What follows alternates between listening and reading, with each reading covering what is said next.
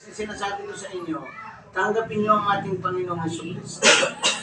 Na kailangan matanggap mo kasi halimbawa, tinanggap mo ating ang Panginoong Jesucristo, tatatagang ka ng Santong Espiritu na tanda Rodel na ikaw ay sa Kanya na.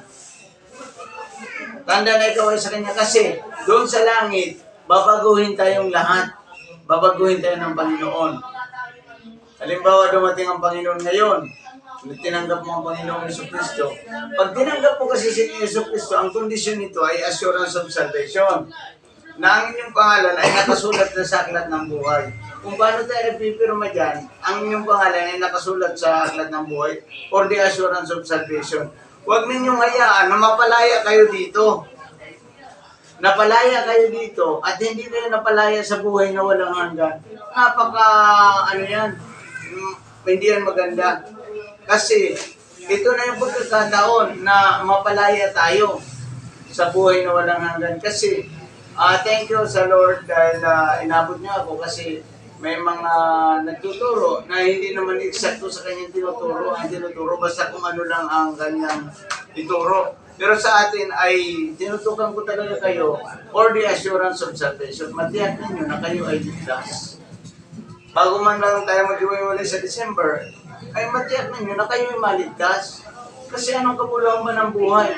Ang buhay, simulang hindi nagsisi si Adan. Namatay lahat sa impyerno yung mga tao, namatay sa baha, pinatay ng Diyos sa baha. Yung mga tao, sino lang nakaligtas doon? Si Noe at ang kanyang pamilya, walo sila. Nabuo na ang mundo ay napuno ng tao, walo lang silang nakaligtas.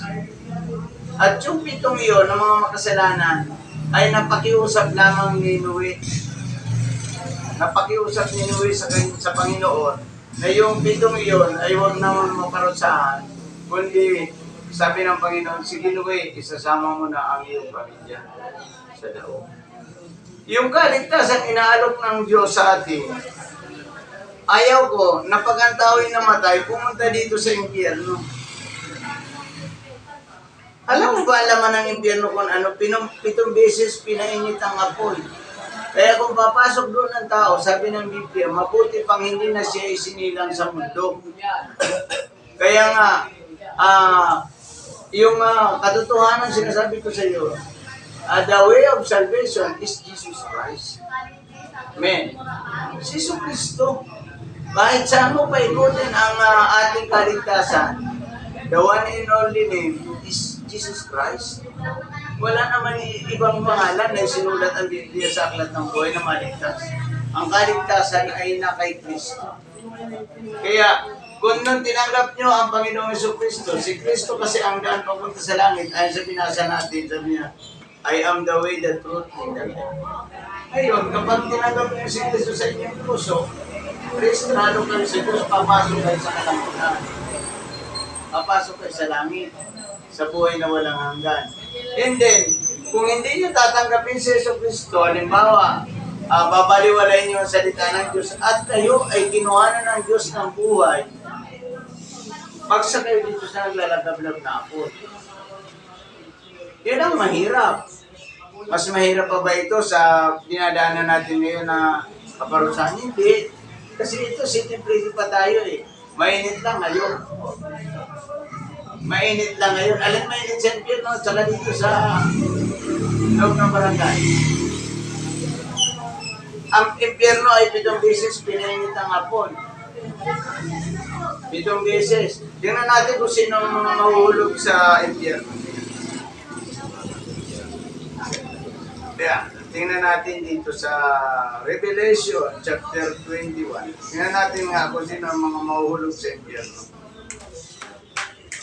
Kung hindi sila nagbago. 21, sabi niya dito. Babasahin ko na lang, interpret ko lang, but crowds. Ayan. 21 verse 8. Sabi niya dito, ngunit sa mga duwag, mga hindi sumasampalataya sa Diyos, mga mamamatay tao, mga sexual immorality, yung mga mag-iapid, mga mangkukulam, mga sumasamba sa mga Diyos-Diyusan. Ang kanilang bahagi ay nasa naglalagablab na apoy na siyang pangalawang kamatayan. Yan ang sabi dito sa Pahayag chapter 21 verse 8 na sabi dito, lake fire, warning, surely this the second death.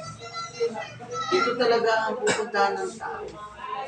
Ngayon, kung hindi tayo sasampalataya sa Diyos, ay talagang mahuhulog tayo sa Panginoon. Siguraduhin lang natin na tinanggap natin ang Panginoon sa Kristo para siya yung maging ways natin, siya yung maging daan natin.